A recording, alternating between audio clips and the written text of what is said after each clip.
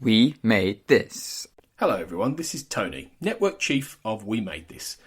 As you know, our podcast network brings together a brilliant assortment of talent who talk about all kinds of pop culture content, such as the episode you've just listened to, or maybe you're just about to listen to. We're not going anywhere, but we'd love to keep the lights on for even longer if you're able to support our network on Patreon.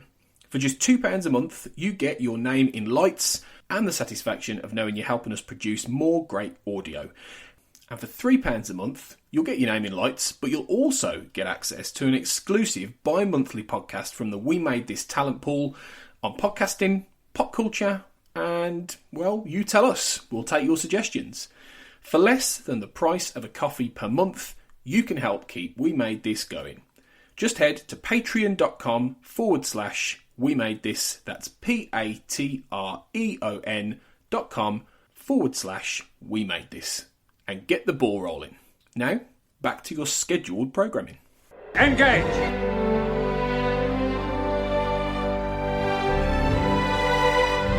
Tea Earl Grey, hot. There are times, sir, when men of good conscience cannot blindly follow orders.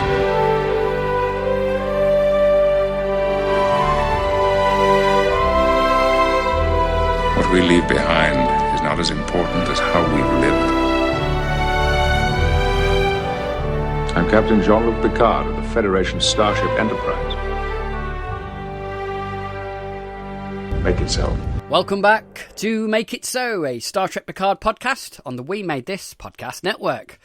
I am your host again today, Luke Winch, and today I am happy to welcome back my co-host, who has been on a top secret mission with Section 31, missions he's forbidden to talk about apparently, but I picked him up at Starbase 0834 in Sector 001 in the Alpha Quadrant, and he was mumbling something about spending his holiday recording podcasts. It's, of course, Kurt North. Hello, yes, recordings, podcasts and podcasts is the name of the game.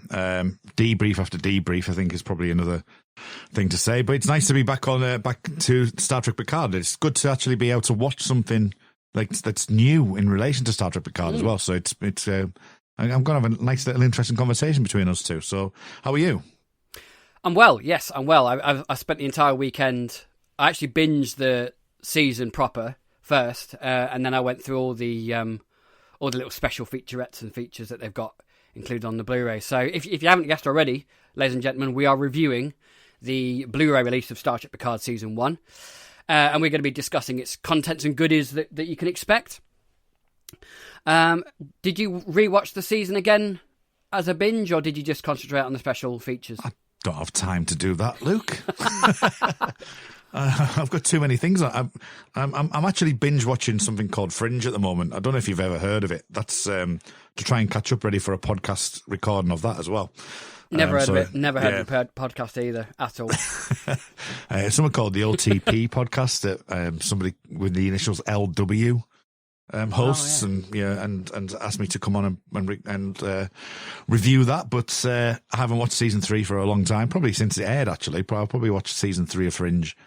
If I rewatched it, it probably would have been not long after it aired. So yes, I've been busy doing that really, and I've got Millennium finishing up as well. So it's there's a lot going on at the moment. So no, I did, however, during the course of watching this Blu-ray, it was nice to go through the story logs, because it obviously gave you an idea and just refresh my memory. So that was good to go through that. But it is on my agenda to rewatch Picard, absolutely. Yeah, I did do a rewatch over the weekend. Actually, it works better as a binge than it does on a weekly format basis, because it's so serialized. I think, and it packed a more emotional punch for me at the end. I think watching it across a couple of days, particularly with the last Picard and Data scene that we might touch upon, because there's a few features that touch upon that. So yeah, it had more of an impact on me, I think, than it did the first time round watching it week by week. So we're going to basically talk about all the features and stuff basically on it more than anything else. So it was released in the UK on the 24th of January, which is a bit late. I think the US got it in October last I think. Something like that, yeah. It's You know, and it's really strange. It takes me back to the original like airings of films and DVDs and TV shows, say like the X-Files, which I know we're both fans of, that it would take so long for them to come out. You know, I mean, but it was even like the X-Files at its peak, you're still only talking 9 months, really, or films were running like 9 months.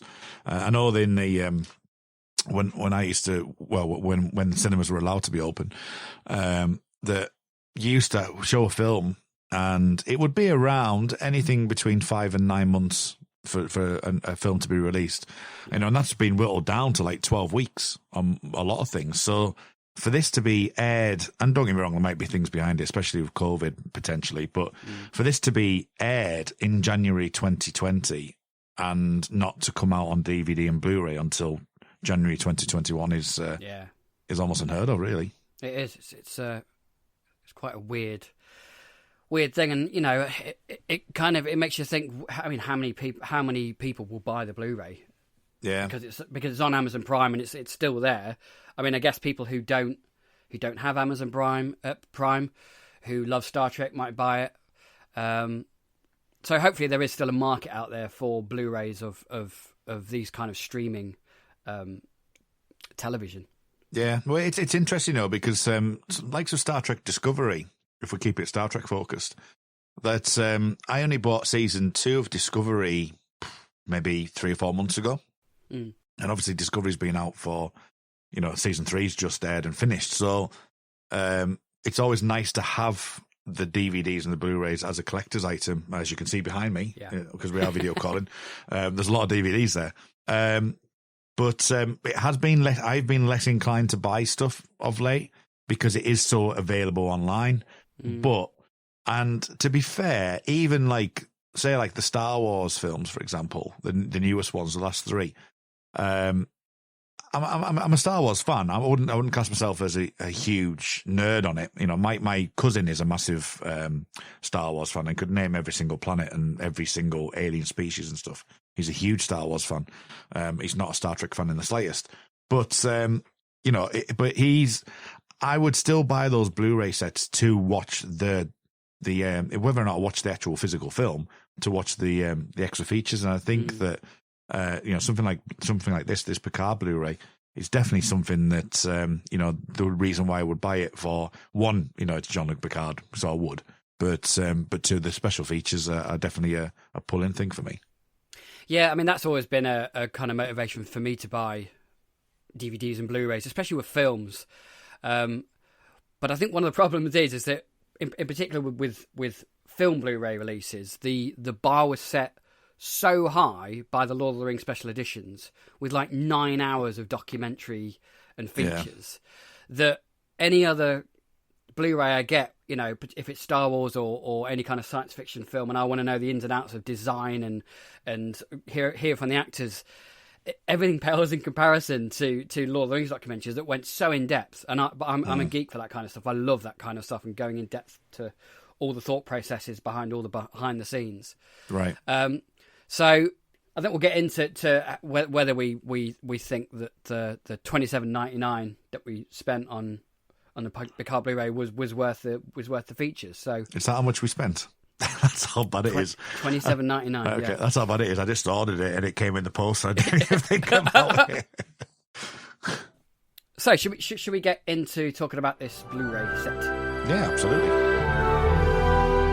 So first of all, I mean, let's go on the aesthetics. What was your overall thought on the packaging and the look of the Blu-ray and everything like that?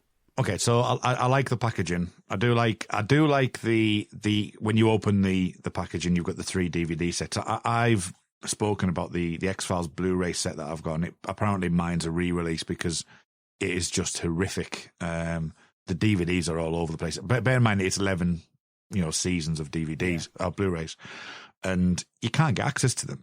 This one's quite nice. The actual the way they've set the 3 discs out. The second one kind of slides in underneath the third one, which I thought was quite nice. I don't understand why on steelbooks that they always have the paper fold a bit over the top, and there's nothing to protect it. I don't really get that. But overall, a nice little package. It's it does exactly what it says on the tin. It's got a nice ensemble in the middle, and it's got Picard in the front, which obviously the show's called Star Trek Picard. So I like it. I mean, my home screen on this laptop I'm recording on now is of Picard and the actual winery, the actual area of Chateau Picard. So it's and I always love that image. Yeah, I'd have loved to have that on, but having Picard on his own is great. Similar to obviously the Una McCormack's book, but I do like the side on view. So it's a nicely packaged Blu-ray set. Yeah, definitely. That X-Files release thing, I've got the same one as you then, because it's the one where they're just piled on top of each other on one spindle, isn't it? And the spindles are horrific. Yeah, absolutely horrific. Really, really bad design. But it's a nice kind of design. So there's 3 discs with the episodes spread over. What are your thoughts then on how they've spread out the features? Me being approaching my mid-40s and my knees aren't as great, I don't particularly like going back and forth and putting the different discs in, because they've spread the features over the 3 discs instead of just dedicating everything onto one disc. The story logs I get because it goes with each episode, but the bulk of the features I would prefer if they were on one disc rather than spread across the 3. But that's just a gripe from a 43-year-old man here. But yeah, well, I'm fast approaching 41, so I'm with you. Yeah, a few days away. But yeah, it's I went straight to disc 3 thinking that might be the final features disc. You would have potentially the 2-part finale on the end, and then you'd have the features after that. I don't mind, as you said, the story logs being the way they are, and obviously the commentary needs to be on there. Mm-hmm. I did struggle. I think I spoke to you online at one point where I'd gone through them and went onto season disc 2, and saw that there were special features. I went, oh great, put it in. I went, where are the special features? And it's only like after the fact I went, right, okay, it's the story logs that are within the menu. There's no, but it's not on the whole menu screen. So yeah, it is a bit counterintuitive in that way. If it says special features on the disc, surely you would said story logs or something to differentiate between. It's a special feature, but it's within the actual episodes themselves. So, and I would have liked it that way. I would have preferred it if they'd made that a bit more clear. Yeah, I would have as well. So what we'll do, we'll go through the discs then. I think we'll leave the story logs to clump all together as a chat, but we'll go through disc 1 and disc 3's features. So on disc 1, we've got the Star Trek short, Children of Mars, which I know I think you and Tony reviewed quite early on during the podcast. So we won't retread that ground, but there was a nice commentary track from Kirsten Byers, Alex Kurtzman, and Heather. I can't remember her name. Heather somebody. That's terrible. It was Jenny Lumet. Yes, yeah. So there was a nice commentary overlap, and that with some nice little pointers. Did you listen to that with the commentary? I did, and the things that kind of jumped out to me was the fact that the song wasn't involved at the very beginning. It was they wanted to go down the silent route. They wanted to almost make it a silent movie where there was only aspects that had to be played out that obviously made the cut, and actually there was elements of that. And the fact that Heroes was an afterthought. I mean, that makes the episode from that makes the thing anyway. But that was really nice to hear, and just some of the stuff that they were talking about, like and stuff that I think it deserves talking about in general with Star Trek, is that they often talked about, and they do this throughout the Blu-ray actually, is the visual tone of different Star Treks and how they can be different. And it was really interesting that, I remember at the time of Children of Mars when they were talking about, are we going to see these girls somewhere within Picard's run? Are we going to see them as, maybe 17, 18-year-olds now, because it would have been so many years afterwards. And there was one small comment said that we always want to make something that's completely out of scope of that and just have them in their own little world and, weigh in.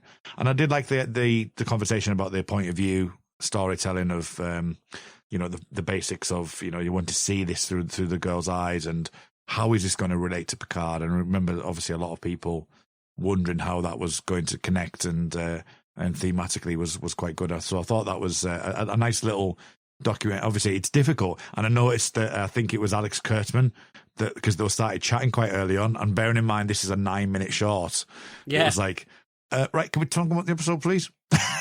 You could feel it like just at the time because he was going off on one. I was like, yeah, we've only got 9 minutes here. Come on. Yeah, there was some nice banter between those three at the beginning and the end. That was really good. I also like the fact that the director, Mark Pellington, did this in 2 days flat. Yeah. Which is extraordinary, really, considering what's involved in making this little short. But as you were saying, about the different shorts being visually and tonally different, kind of mirrors the different series of Treks being tonally different. And I like how it kind of includes like the different lenses, because you've got the two girls who are two different races, so you're kind of looking through two different races' eyes, really, and they're very much their cultures and way of life. You kind of get the idea that these two girls don't like each other, maybe because one of them's human, one of them's not. But then this tragedy kind of brings them together. I really like that, and I liked how they talked about that. Yeah, and going back to that visual tone thing as well. I mean, you think about the way that Star Trek. So I can't help you with that at the moment. I don't want you to help me. Thank you, Google. The visual tone, I mean, obviously you look at like sort of Picard, which is very kind of orangey, and there's that orange aspects, and Discovery's blue, and then you've got all these different shots, and I think it's it's a testament really that we're not that, at least maybe it may be a criticism of a lot of people that it's not our Trek kind of thing, but the fact that they're trying to do these different things tonally, I think is a good way to go about it, and I'm happy they've mentioned that as well. Yeah, definitely. And I liked at the end where Alex talks about the music at the end of Children of Mars was the beginnings, the kind of the genesis of the actual Picard theme. Yeah. And even though Alex said that no one's ever heard this before, we kind of have now because it's a year later, but at that time no one had. So but that was a nice little kind of little detail that was nice to hear as well. I had that very moment with Mark Adams on the Red Dwarf podcast on a recording I did a couple of days ago. He'd prepared an interview with Panromantic Asexual, and he recorded that, and we're splicing it into the episode. And we couldn't work out how to describe it. Going back into it, it's like, was it in the future? Was it in the past? There's a bit of the sound. It instantly reminded me of that. I was like, okay, how do we actually refer that? Was that in the past? Are we in the future? It's not aired yet. Is it in the past? What's going on? Yeah, that's a different story. So moving on, again on disc 1 is another little kind of feature or featurette. I hate the word featurette. It's just a really crap word. I hate it. But anyway, this one's called Make It So, which kind of acts as the kind of like the genesis of Star Trek Picard, isn't it? And how they kind of came up with the idea of it.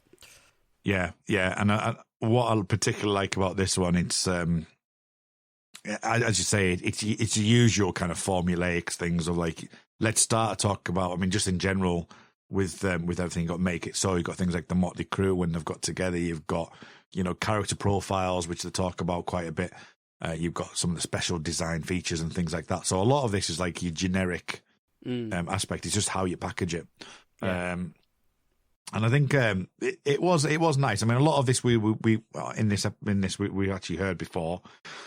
Things like but it was nice for them to go over it again. So things like not putting Picard into a uniform, not it being a dream, stuff like the Penthe and stuff like that, which was all good. So so I thought it was a solid in understanding things like Calypso, which, to be fair, if I was trying to call up the short that Chabon did, I'd struggle to remember which one it was, but Calypso's a particularly good one as well. So it was nice to just to have those just plotted into that little doc.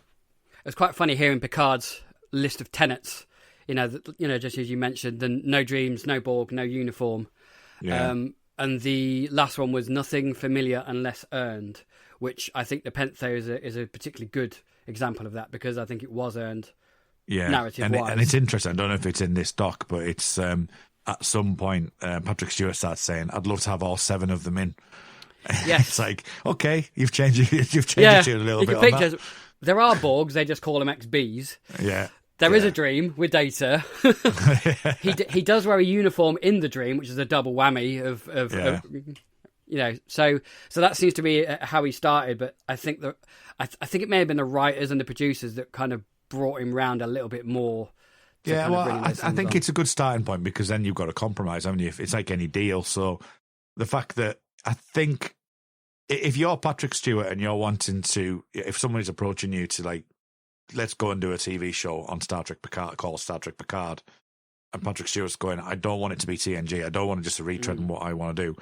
And you set those out, and then as you get into the writers' room, as you see what they're doing, I mean, they even say in this documentary, don't they? They had a plan, and it was Patrick Stewart who came up with the, it has to be about Data. It has to be, that's the one main thing that out of everything needs to be really identified. And the fact he's put these stipulations in, and he's reneged on quite a few of them, only because of the way that the stories went. And I think that he's understood that the story's going the right way. So, if he has to, then, okay, then I'll renege on that. As I say, it's got to be earned, though. And I think he's understood that, this isn't a Next Generation retread. So he was happy with it. Yeah, definitely. And the Nepenthe was definitely a later development. It wasn't ever part of the story to begin with, and then it just felt natural that Picard has to hide out somewhere. So who better to hide him than the Rikers? Yeah. And I liked there's some nice little chats with Patrick Stewart, and some of the things that kind of popped out to me. He talked about how the real world should be reflected in Picard, which Star Trek's done from the beginning, which is a nice little detail to hear. And also there was a bit that Patrick said about, even though it's science fiction, it should reflect the real world. And it's something that the best of sci-fi does for me, when you've got social commentary tied up with science fiction. Big example is, Battlestar Galactica, that did a lot of social commentary intertwined with their fantastical sci-fi world. So it was nice to hear in that, because I think sci-fi works best when it's doing that. Yeah, well, I think I know I'm jumping a little bit here, but one of the story logs, I think it was, where Eugene Roddenberry was talking, and I thought that was interesting in relation to it, because Eugene was like saying, I grew up on Picard. Gene Roddenberry was a fighter pilot. He did this, he did that, and he had a bit of Kirk in him. But then obviously later in his life, he became more refined, more like Picard-esque, and how that like equates to it, and the fact that, someone like Eugene Roddenberry is an executive producer on the show as well. It's kind of like, oh, okay. And that's nice to have that little bit of, personal background, because that's something I don't think I've seen too much of. I mean, obviously we get, things like the documentary about Leonard Nimoy and things with his son, which is always nice. But it's just nice to have that little connection between the two. And as you say, with this doc in particular, the fact that, it needs to reflect. And I know that people would always have this argument of, it's got to be a utopian society. And I don't think that that's necessarily true. I mean, I wouldn't say this is a soft reboot by any stretch of the imagination, Star Trek Picard. But I think that Patrick Stewart is right, that you do need to be thinking about how it reflects in the real world. Yeah, definitely. Yeah, so that's a nice little kind of short documentary. It's about 10 minutes long. They're all quite short, but they pack a lot into them. They do. So do you want to do all the deleted scenes together? Because apart from the Remembrance one, they're all quite focused on Ramda, aren't they? These deleted scenes. Yeah. I think, which I found interesting. Yeah, I thought if we talk about the Remembrance one, and then I think we can, because to be honest, they were that short. I was like, I wasn't really paying that much attention to them, to be honest.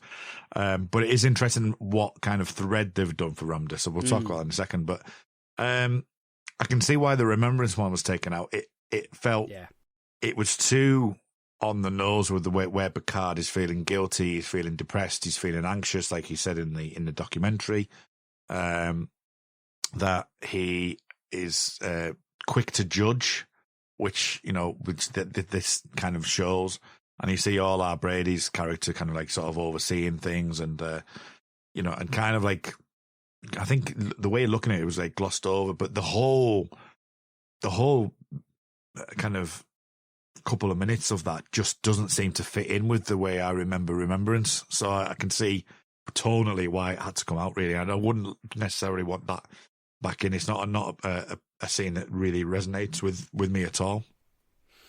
No, nor me either. And I think a lot of it has to do with the bit where Picard kind of tells off the workers.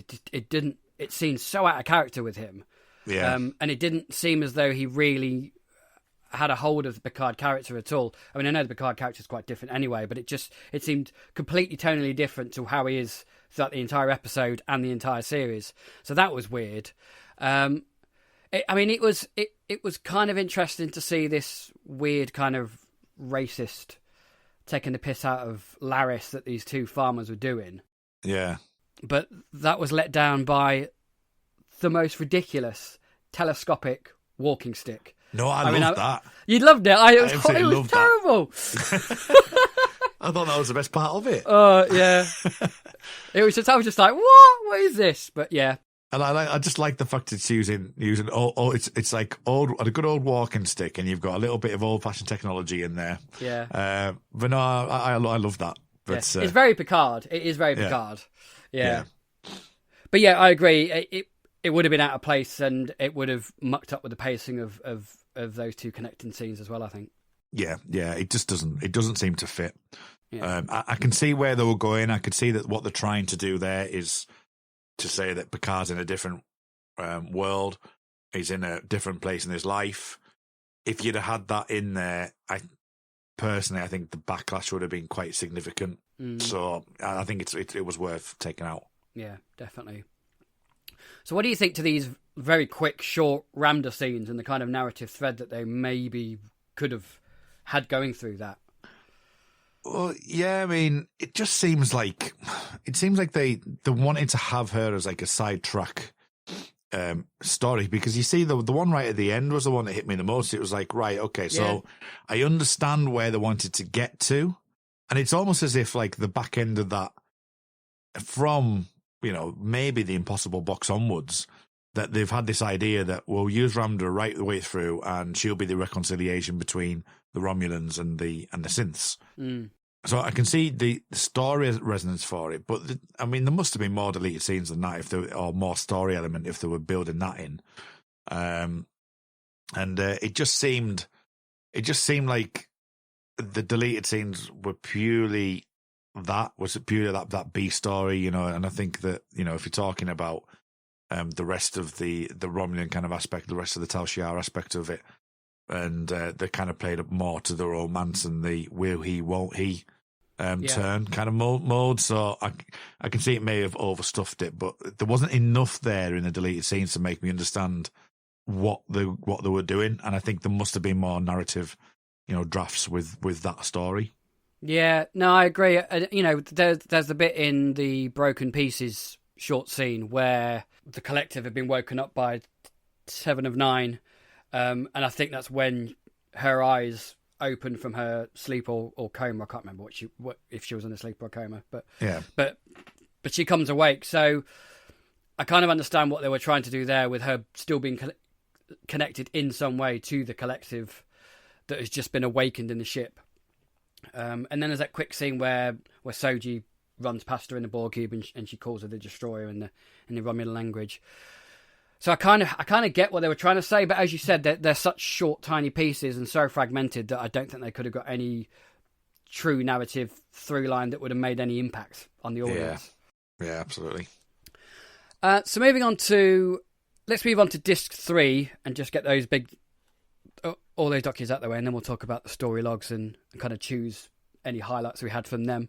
So we have the first one called Aliens Alive, the XBs, which is basically a nice insight into the design and the aesthetics of the Borg.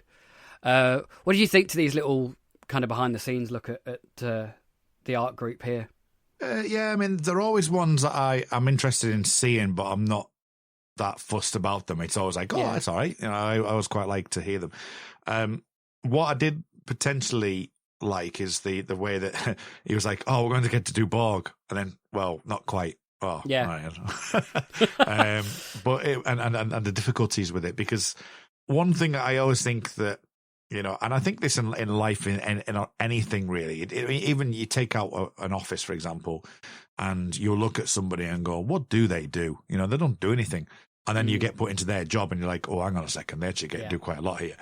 And it's the same with all kinds of life. You know, podcasting. You know, probably some people might just think you just get off on a Zoom call and you record it and then you put it out. You know, it's as simple as that. You know, where people don't understand the amount of tech that you buy, or you know the amount of editing you do, and you know, getting everything prepared and stuff. Or being in a band, for example, and you know, a wedding, and someone turns up and says, "I want to book you for an hour and a half to play my wedding for this," and you do 2 45-minute sets. Yeah, but it doesn't explain the hours of practicing, rehearsing, learning how to play the instrument, the van costs, the driving to the venue, to packing up and the packing down, setting up, going around all of the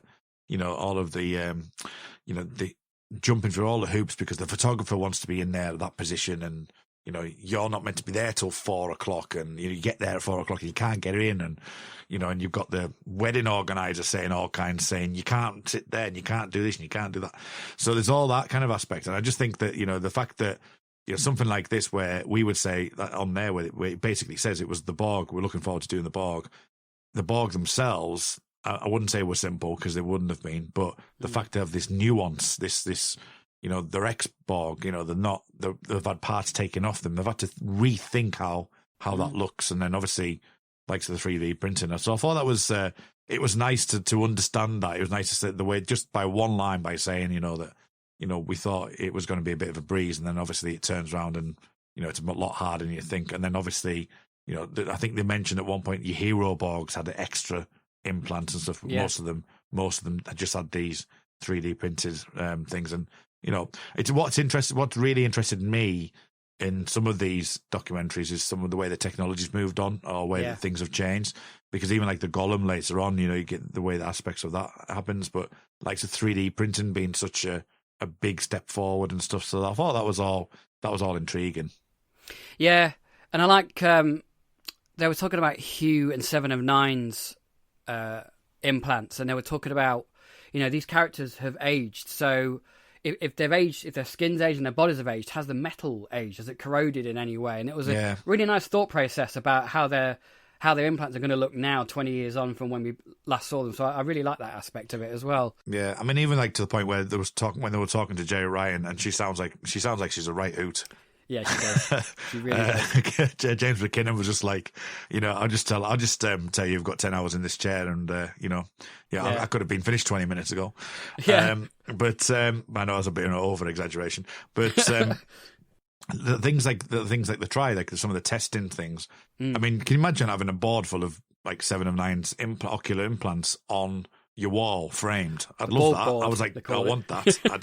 I was like, I want that. That's what I want. Yeah. Which was great. And just the discussion about the flesh, you know, because a lot of the Borgs will have had like flesh just over the actual 3D printed stuff and melded in with their colour palette of their skin. And Sevens didn't work. So the fact that they have to keep looking at it and cutting away and changing things, and even like sort of, it's again talking to about things you don't really realise, is that a producer going, we're going to see more of her arm in episode 10. It's like, great, thanks. Yeah. Back to the drawing board. So yeah, so that was nice insight, that. And I do think, you know, seeing Jerry Ryan and seeing Eva as well is the difference in, he's just like sort of just sitting there going, yeah, not doing he's in this kind of Zen state, isn't he? Just kind of with his eyes closed, and she's just nattering away and laughing. But yeah, I mean, there has to be quite a process of trial and error, as you know, as is hinted at in that documentary. And I think there is one thing. There is one thing I want to mention. I've just looked at my notes here, right? So one that Jonathan Frakes says about Tara Cole, because that's within the script. So there's obviously the thing. Now, anyone who's clever enough will work out who Tara Cole is if they know that show. I've heard of Leverage. I think I might have seen a couple of episodes in passing. But one thing that gets me, right? So if they're trying to keep this as secret as possible in the script, surely they won't have 7 of 9 marked down in the script. No. As in like 7 of 9. It would be like I don't know what you would say. A Borg appears and Picard knows the Borg and says this or something. You know what I mean? That instantly came to mind. It was like, so what have they done to replace that? Or have they left that line completely out? You know what I mean? Of who lands on the ship. A mysterious character ends up on the La Serena. You know, or maybe something like that. Rather than 7 and 9 appears on the ship and she says, you know, saving the galaxy or whatever she said at that point, and then collapses. But it just came to my head there. If they're doing it as far as Tower of Call, surely they would have referred that in the script as well. But also, I mean, what is putting Tara Kroll across the script completely foolproof? Because anyone who knows Leverage sees Tara Kroll. Oh, she's in this. Yeah. I wonder what character she's playing. Absolutely. So, yeah. But yeah, that was a nice, interesting little documentary. And then we had one about the props of Picard. There were some nice little highlights here. I would quite like one of the Chateau Picard bottles of wine. That'd be quite nice to have. That's a nice. Yeah. A nice thing to have. That'd be nice, yeah. And I love that that the label design was a kind of rehash and evolution of his brother's wine label from TNG's family as well. That was a nice little touch. Yeah. I particularly liked the fact that they've got all the archive props from TNG, DS9, Voyager, and Discovery. The fact that they've used that, and that gun as a prop is some prop. Yeah, definitely. The 2399 rifle. That's some prop. Yeah, that was a great prop. The thing that really stood out for me was the entire Romulan board game that they constructed. And again, it's on screen for literally seconds, and they put all this thought into how the game works and integrating the Romulan tarot cards. And, you know, I just love that kind of thought, even if these art designers are thinking, well, this is going to get maybe a second or two of screen time. Yeah. They still put all that kind of effort into it. I really like that. Yeah, and you can guarantee that someone's made that game now.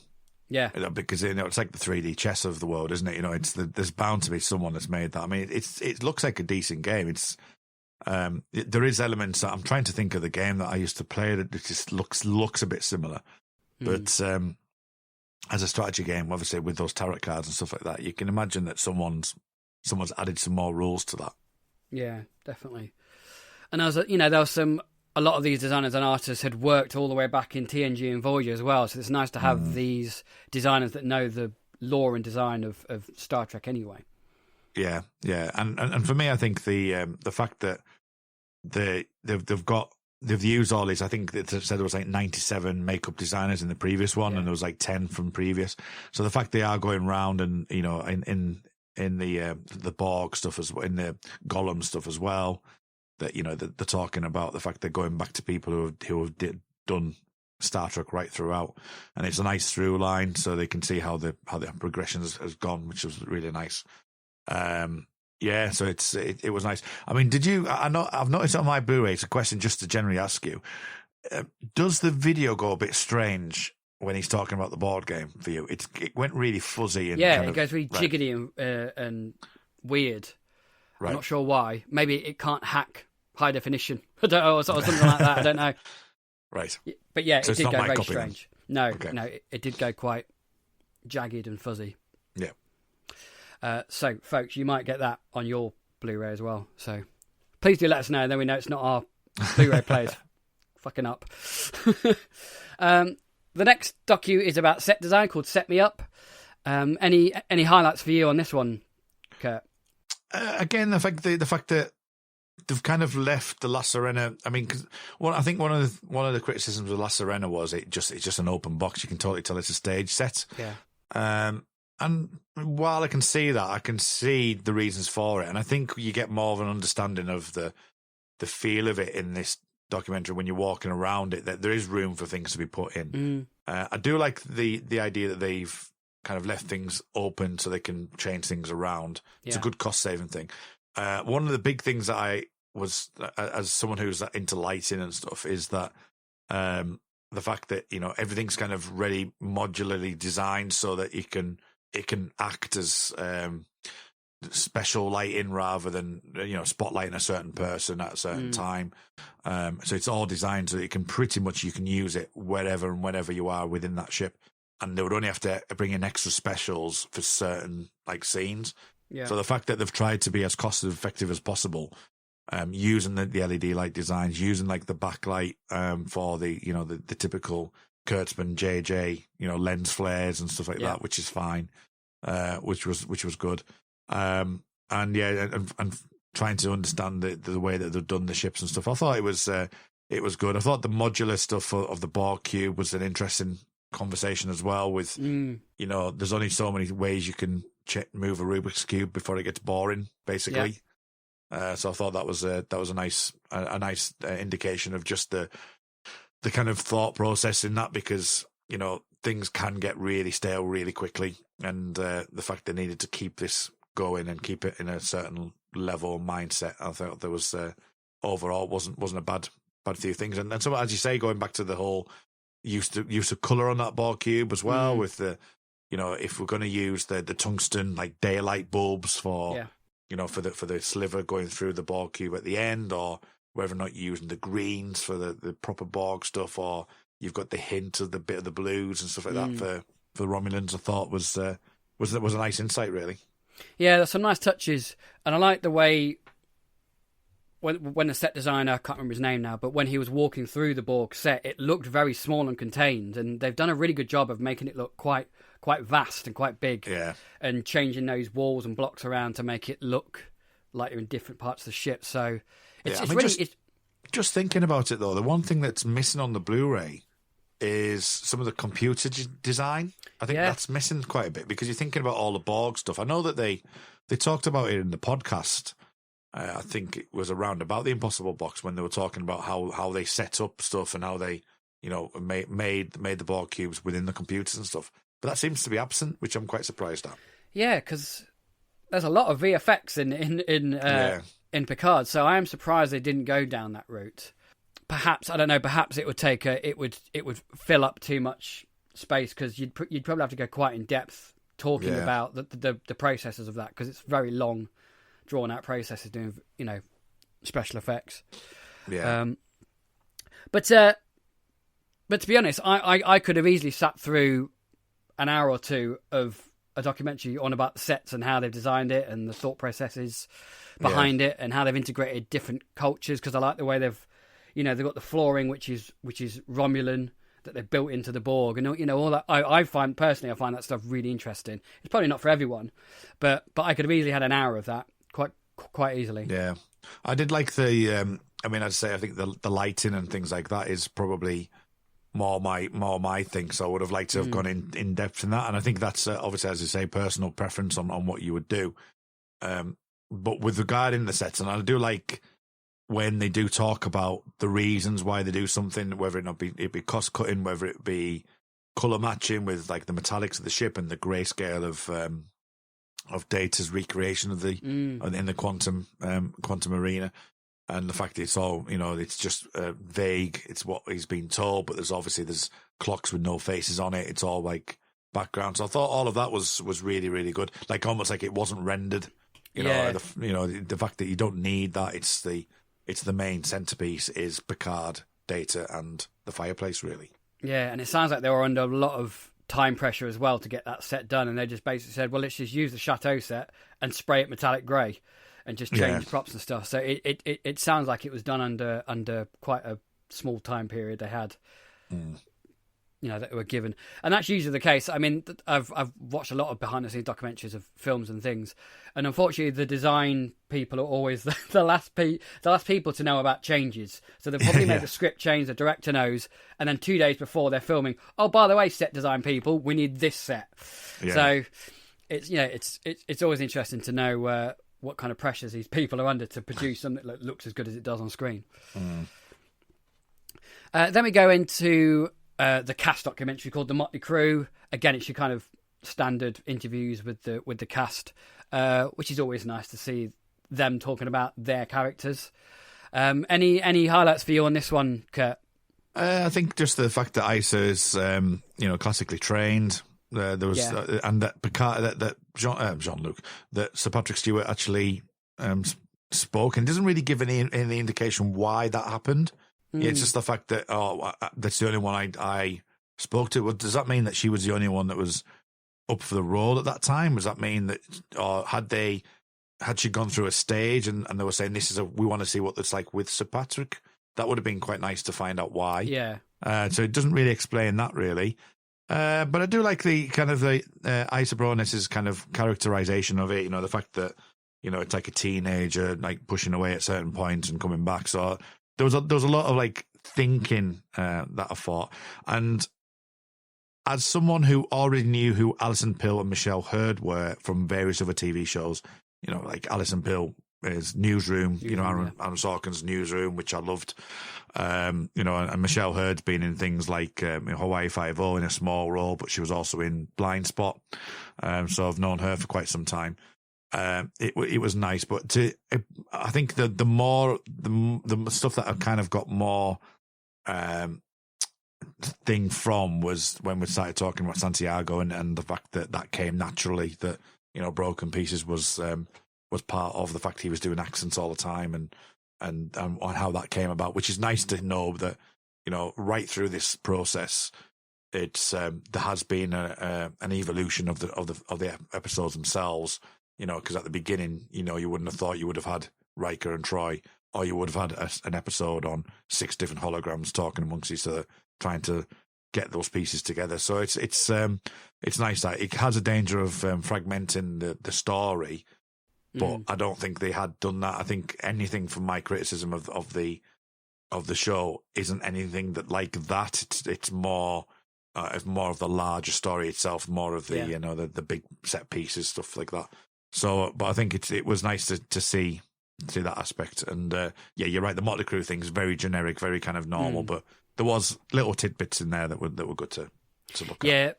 Yeah. My favourite part was when Michelle was talking about working with Rios and working with his holograms, which was probably one of my favourite scenes actually throughout the series. I found that really funny, and you know, he's a really good actor, Santiago, and he puts a lot of kind of charisma and comicalness into those 5 different holograms. So it was nice to hear.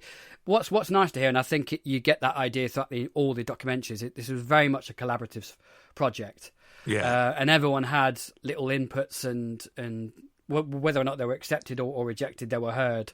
So it's nice to see that there's a kind of open collaborativeness about this entire project. And then we end the main documentaries with the gag reel. The gag reel. The gag reel. The gag reel. Right, okay. So, having a bug enter me was just one of the funniest things I have ever heard. Yeah. It was so good. Now, I love a gag reel anyway. You know, I've always loved gag reels from Red Dwarf. Smeg Ups and Red Dwarf were the first real recollections of anything like that for me. But, you know, I think this is put together really well. I've seen gag reels where they're just kind of like, all right, okay. Yeah. But, you know, and I think it obviously matters on the people around it. And what was really interesting was, I think it wasn't in the gag reels. I think it was in some of the show logs where I keep on wanting to say Jean-Luc Picard, where Sir Patrick Stewart says about Jonathan Frakes saying, you know, that his family has said, you know, we're not here to have fun. Yeah. And the fact that, you know, by the end of the 7th season of Next Generation, that it was him being the silliest member. Yeah. And you can feel that Akiva, Jonathan Frakes, and Sir Patrick Stewart are having a ball because of the things that I said off air. Jonathan's like throwing in stuff, and then you've got with the fact that on everyone's lips about the Stardust City Rag was, why did you put that voice on? And for him to say those words, and for Jerry Ryan just to like hold it together for as long as possible, was brilliant. It was just like, all right, okay. And then obviously just some of the playful nature of it. I thought that the gag reel was actually really, really good. Yeah, it was. I particularly enjoyed Frakes telling Patrick off in you know, in certain bits. And I can't remember what exactly the line that he was trying to deliver, but he was talking to Elnor, and he said something that I can't remember what he said. But then you just hear Frakes off camera going, "What?" And so he just, you know, and then there's another part where, you know, Patrick Stewart says a line and Frakes kind of doesn't like it, and Patrick Stewart just goes, "I've got 4 Olivier Awards, you know." I'm Tony Emmy nominated. Yes. Yeah. I thought that was good. Another thing, not necessarily on the gag reel, but what I found from the the documentary was the stuff like where Jonathan Frakes has actually grown as a director, that he was really pushing. I can't remember his name now. Evan. Evan. Sorry, yeah. Really pushing him and being quite harsh with him. And, you know, and understanding that he's developed that and the confidence that he's got. You know, Frakes is renowned as one of the best Star Trek directors. Full stop. Now, you know, he is. He's like, you know, he's been involved in so many great episodes. You know, Star Trek First Contact. You know, it's stuff like that. You know, it's just like it's amazing. But the fact that you've got that history behind it, but then he's still able to have this fun and this jovial thing. So the mixture between the both. I mean, I always remember some of the outtakes in the Next Generation, the one particularly where he's running against the wall, and he like keeps looking back and going, "What?" And he's like saying the lines, but he's saying the lines in a jovial way. Yeah. So I do like, it does give you that, it does come across as that feeling of, you know, that there is that camaraderie, there is that family orientated, that collaboration together, that they're able to have a good laugh, but at the same time, you know, concentrate on the work, which I thought was really good. Yeah, definitely. Yeah, the gag reel is definitely worth a watch. It has some lovely moments in it. Yeah, and even to the point when Patrick Stewart's like sort of running out the back, and he's like, "I'm going now." Yeah, it's like, oh, brilliant. Yeah, and that lovely moment where, you know, the last scene, he's like, "Engage," and the camera pulls into his face. You just hear someone going. Yeah, it was Akiva Goldsman. Yeah. So that's all the kind of separate documentaries, and then we can kind of just pick out our favourite moments in the story logs, which are basically episode specific featurettes. They're only very short, and they usually focus on some element of that episode. Was there any in there, Kurt, that kind of you enjoyed, like finding out and knowing? I mean, you look at some of them were fairly standard. You know, they've got the Culpepper stuff, which is really important stuff. You know, really kind of like, you know, being the first black director and stuff like that to open up a series and stuff like that. Which, you know, I'm not dismissing by any point, stretch of the imagination. And there was again the fact that she was saying stuff like using the red and purples and things. So that was quite good for me, and using different lenses and things. One of my favourite things to find out was how they came up with the name Bjayzl. Oh yeah, which I found quite funny. Which is basically like a bastardization of Big Jim Slade, which is what they'd kind of called the bad guy because they didn't know exactly what they were doing at the minute. So I find it quite funny that Big Jim Slade became Bjayzl. That was quite funny to find out.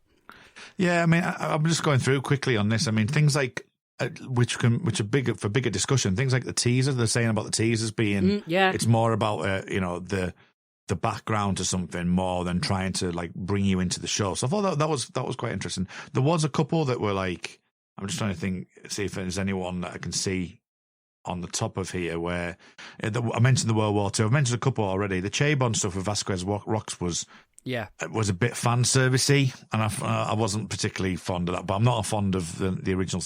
It's not that I'm not fond of the original series. The original series isn't something that I really talk about. But I think the stuff about Elnor and Evan was particularly good. I made a lot of notes on that, and the Jerry Frakes and the Frakes stuff and the Seven, you know, Jerry Ryan stuff and things like that of, you know, how bringing them in. So so there's plenty to look at within that, and even like sort of the idea of the impossible box, and that Klingons have been so developed over the over the seasons, and the Romulans haven't really, and the fact they could delve into that, which I know we've probably touched upon in the podcast before, but it was nice to hear that that's kind of the reason why, because they wanted to develop that story. So there's plenty of, and the fact that he's going around the Zhao Mash as well, that he knows what each one is. The writer knew what each one was. So so it was all really, really, really good stuff. You know, the fact Jonathan Frakes saying about his acting, you know, and saying he hasn't acted in 10 years. He says, you know, it's like riding a bike. It's bullshit. Yeah, I like that. Which by the way, it is bullshit. There's plenty. It's nice. The nice little, you know, little segments, little 5 minutes or so stuff that it's good to do. But overall, it's really, really, really good. Yeah, the one on Absolute Candle, which is about Even playing Elnor, was an interesting one because I wasn't hugely enamoured by his character, to be honest. I thought he was the weakest actor on the show, really. But it was interesting to hear Patrick Stewart's thoughts on him and how they kind of came up with the character. That was interesting. So I'm not taking anything away from his acting, but for me, as an audience member, it didn't really impact me at all. Well, it's interesting that Dave said that he, as I say, Jonathan Frakes pushing him. So if you think that, he probably, in the mindset of everyone, probably was the weakest actor out of them lot anyway. So I think that they've been extra hard on him and they're trying to develop him and stuff like that. Alison Pill's, she's been around the block. She knows what she's doing. When you've got to deliver Aaron Sorkin lines, you've been around the block a little bit. Yeah. And even like Michelle Hurd, she's done, procedural TV before. She's been there and thereabouts. I mean, I'm not sure about the other stuff that she's done, but she's played a part. She's in Blind Spot, she was quite an action piece mother. She was an ex-army person and stuff like that. So you can imagine them being quite well. But it just seemed that was the only one that was almost like, it's not like a criticism, but it was more like they needed to develop him a bit more. And it'd be interesting to see what they do with season 2 in regards to him. Yeah, definitely. I think one of the highlight was the story log for the last episode, Et in Arcadia Ego Part 2, when they talked about Picard's death scene. And even though it's kind of null and void anyway for us as the audience, I like them talking about how hard it is to kind of get to that place emotionally. Yeah. In that scene, and kind of saying goodbye to a kind of legendary character, even though 5 minutes later he comes back. But it's from their perspective, it's a very difficult thing to achieve on screen. Yeah, and it's nice to put on record that he has got the chair. Yes, and stuff like that, because he has mentioned that a few times that he's got that chair. So it's officially on the record that he's got that chair, and he obviously points to it as well. And whenever that data scene comes up, just things start to happen, don't they? So it's a pretty emotional scene, actually, to be honest. Yeah, and watching it at the weekend as a binge, that scene was quite impactful, to be honest. Yeah, quite impactful. There was a lot of dust in the room when I watched that episode. So I kind of have a bit of a deeper connection to that episode now, knowing the behind the scenes and talking about that. And so I think it is worth watching these things, because I do think, even though they are quite formulaic, they're quite short, I think you can get something out of them. Yeah, and I think it's worth the $27.99. Yeah. Yeah, just order it. Just don't look at the price. We didn't. Yeah, exactly. We just order it on Amazon.co.uk. Yeah, and it arrives 12 months later, and you play it and think, oh, all right, and then you look at your bank balance at the end of the month. Yeah, it's a long way. Exactly. But I think this just came to my mind when you were talking about this. It's made me also. There was something we put on Twitter recently talking about what out of the new Trek, what is your favourite moment or favourite seasons of the shows? And I've obviously put Star Trek Picard as season 1 as the top, and that hasn't changed. But it has made me reevaluate thinking about how this was compared to season 3 Discovery, and how I relate to the two. And I think that Picard, for me, because it always overtakes it, and as much as I hate to say it, there's not necessarily the nostalgia of it, but I'm invested in that character. I'm invested in Data. I'm invested in Picard. Whereas Discovery, it's more like an objective watch it. I'm not really that invested. There's the moments when I am. There's moments that are really good storytelling. There's some good characters in there. There's a lot that I struggle with, but I'm not invested. I spent 7 years of my youth growing up watching Picard, and to be able to get something as impactful as that in 20 minutes is an amazing feat, and to be able to do that after so long. And I still think that the 10 episodes overall are probably better than some of the stuff that's in Discovery, and that's it's a personal opinion, but that's the way I feel about it at the moment. Yeah, I mean, it's interesting because I did that list on Twitter as well, and I think season 1 of Picard was actually second on my list, and Discovery season 1 was first. Right. But after this weekend, I'm going to put it first, because I've watched the entire season again, and then watched all these kind of features and documentaries, and it's number 1 for the new Trek for me now. And I think there are, as you said, there are some problems that I personally have with it. most of Stardust City Rag, for instance. I wouldn't mind talking about that though, That's because the brief we talk about Icheb and they talk about Seven's character and the murder that she does. Yeah.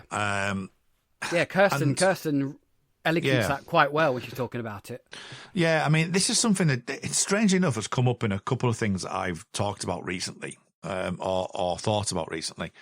There's an episode of The X-Files called Orison where a returning character comes back called Donny Faster, who is basically evil and is a death fetishist, pretty much, really, sum it up.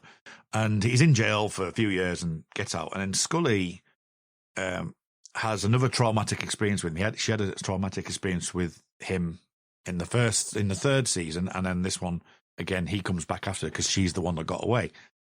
And Mulder's got hold of him, is in custody, and Scully shoots Donny Faster and murders him, basically. You know, the literal sense of it is murder.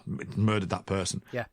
And there was a big debate I put on Twitter about this, about what is it? What was going through her mind? Was it God's work? Was it the devil's work? Was it murder? Was it this? Was it that? And it opened up a bit of discussion. And this is like the same thing.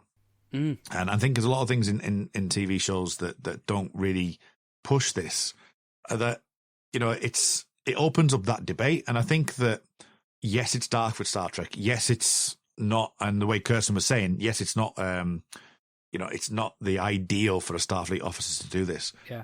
But it's an interesting topic and it's a debatable topic. And I think that as much as Stardust City Rag has its detractors, and of which I am one of them, I don't think it's a great episode. I think it's probably the weakest out of the lot. Yeah. It still has a moment or two really important moments that need discussing, need talking about.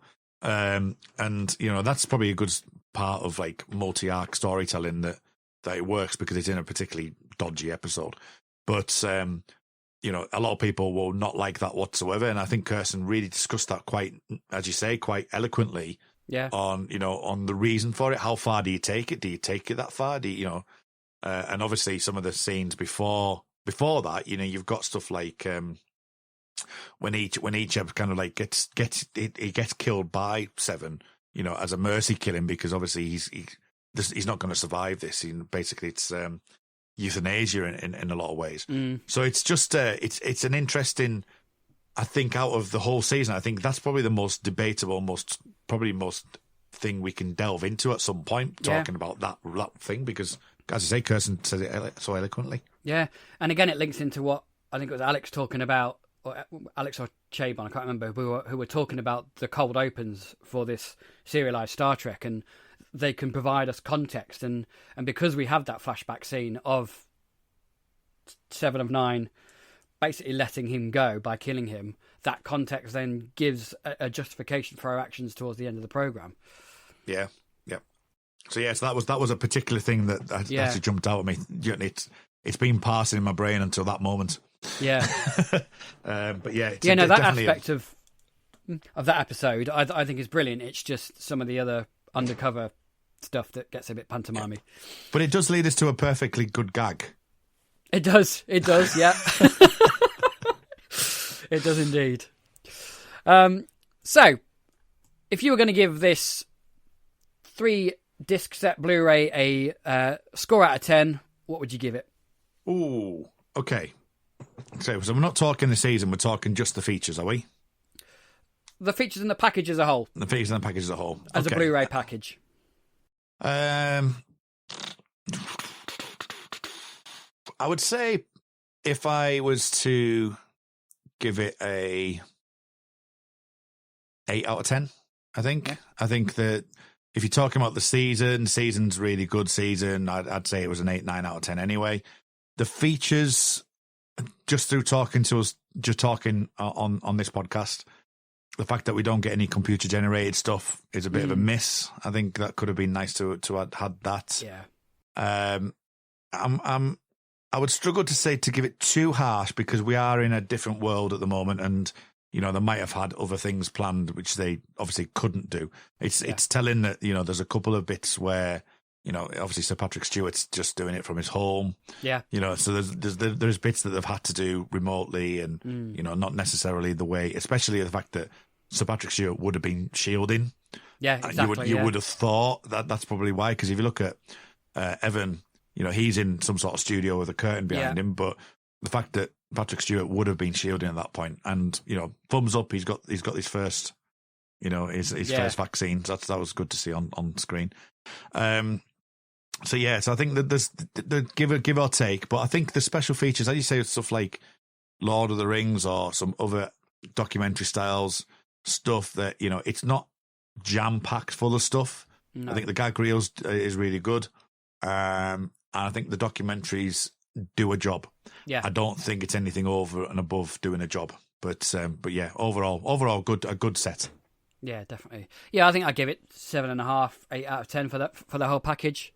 But going back to how they've done some of the interviews, I did notice that they'd reused like press tour footage of interviews as well. I think because there was times where you had Jerry Ryan and Jerry Ryan and Darko. Yeah. So they kind of rehashed some of those, but that's kind of out of necessity rather than wanting to do it. But yeah, that's pretty much our review of the Blu-ray release. I think it's worth a bit of a purchase if you're a Star Trek Picard or Star Trek fan in general. I think just watch it. Or just I don't know it. why you'd be listening to a Star Trek Picard podcast. No, I don't. But there you go. So next time, what we're going to do next time for Make It So? There's an audio commentary on Remembrance, isn't there? So I think we were discussing offline a while back about just doing maybe a Redux coverage of Remembrance. So I think we should maybe do that. Yes. Season 2's been the filming. Just so we know that the filming at the time of recording has just been slightly delayed. I think the production started, but Jerry Ryan's put on it's been slightly delayed. You've obviously done the James Swallow stuff and stuff like that, so that's all good. But we will be a bit more. As I say, you've already seen a couple of episodes come out from us. This will be the third one of the year, is it? Something like that. Third one of the year. Yeah. So we're going to be around, not necessarily every week, but I think we're aiming to do at least one a month for a while.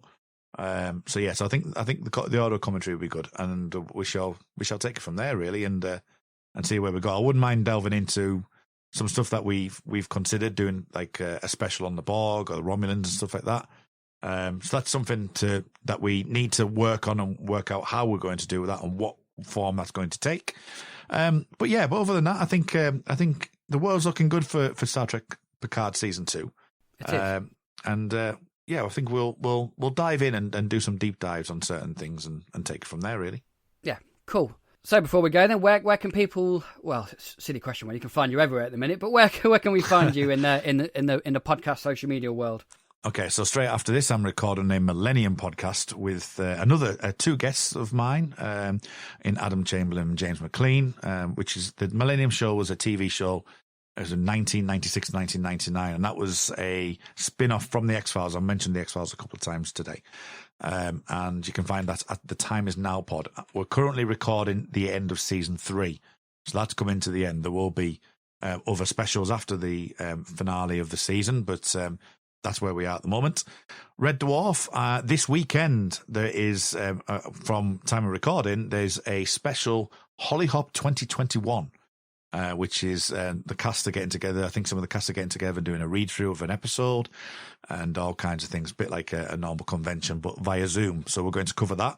And you can find the Red Dwarf podcast at Red Dwarf Pod, and it's called Shipwrecked and Comatose. And we're currently in the midst of recording season 4 with season 3 just airing. So, so they're busy with that as well. You've got the X-Cast. I've got a recording of one of your favourite episodes, Luke, Monday. Yes. On Friday. We're recording Monday on Friday. So get your comments in the Facebook group.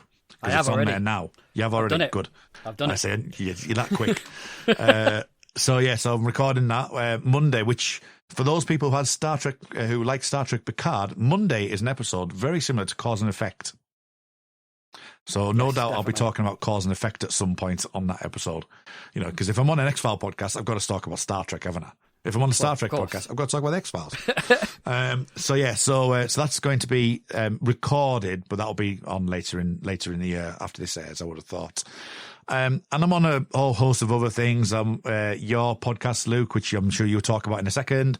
And I'm appearing on various other bits and bobs as well. But if you wanted to find generally what I'm doing, find me on Twitter at rmuldrake, RMULDRAKE. Lovely. Yes, as Kurt alluded, I host another podcast called Observing the Pattern, which is a podcast which is about the TV series Fringe that ran for 5 years back in the early 2000s. As much as I denied knowing about it at the beginning of this episode, I am actually the host of that podcast. Yes, and season 3 recording is going to be starting imminently. I'm hoping to start that in a week or so. I've just got to finish my season 3 rewatch, which is not far off. And Kurt will be joining me for an episode of that. And that will hopefully land mid-April, I'm hoping. So watch out for that if you are a Fringe fan. I think it's currently on Sci-Fi Channel. It is. Yes. Because I had to buy season 3 because I thought I had season 3 and I didn't. Right. I bought season 3, then realised it was on Sci-Fi.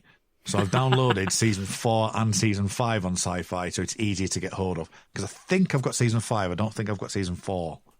So it's all there, ready to go. Luke, any episode you want, I'm there. Fantastic. So we're good. Yeah, I've got so them all you on can watch Sci-Fi. it. So you can watch it free on Sci-Fi in the UK, which is great because you can go and watch that, and then you can come and listen to my podcast. It'll be great. I also co-host another Star Trek podcast, which is currently on hiatus, called Rarely Going, which follows the Lower Decks animated Star Trek series. So as soon as season 2 lands on that, we will be back with an episode-by-episode podcast for that as well. And I'm on here, which is Make It So, which is Jean-Luc Podard, on Twitter. And as Kurt alluded to, we will be bringing you some more supplementary episodes as we await season 2 of Picard, which is probably going to be quite a way off at the minute. But we'll give you some nice little supplementary episodes in the meantime. And you can find me generally on Twitter at Luke_Winch on Twitter. I'm generally just doing science and science fiction tweets, the occasional rant and popular culture. So yeah, that's it. So I think we're ready to plot a new course there, Captain. We are. I'm in my brand new synth body. I'm ready to go. We're going to chart some new ventures with our new family, and we're going to head off and aim. It's a long way, but aim for season 2. That's where we're going. Lovely. So you can plot a course all you like. Okay, so fire up engines and engage. Engines fired. You see, I've even taken a back seat. I'm so used to being the captain that I'm not used to being number 1. So. There you go. Ended. That'll do. Engage. Bye. Engage. Bye. Elsewhere on We Made This. Between the Notes. So we've got another Netflix series and accompanying score, The Queen's Gambit by Carlos Rafael Rivera. Did you watch this over Christmas? Did you see it? Well, funnily enough, I had at the start of last week, I had 2 days where I was working from home before I was going into a whole new job. And because I thought I was going to be working from home a lot more than I am, I thought, do you know what? I'm going to watch The Queen's Gambit in 1 day. So that's what I did. Yeah. I watched all 7 episodes of The Queen's Gambit in 1 morning and afternoon. So yes, I have seen it. And it's sublime, isn't it? It's a really, really good. So I'm saying that. I'm assuming. Did you think that as well? Like, I thought it was impressive. Sorry.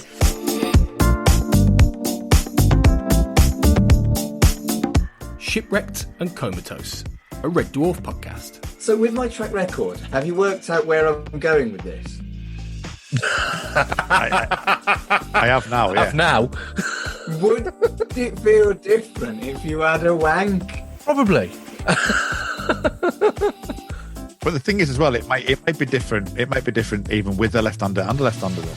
True. Different pace. It's different pace. Yeah, and also, it's a different cock. I hadn't thought of that. Speaking of that, Chris Barry looks down. Well, not Rimmer looks down, doesn't he? At some point. Yes, he does.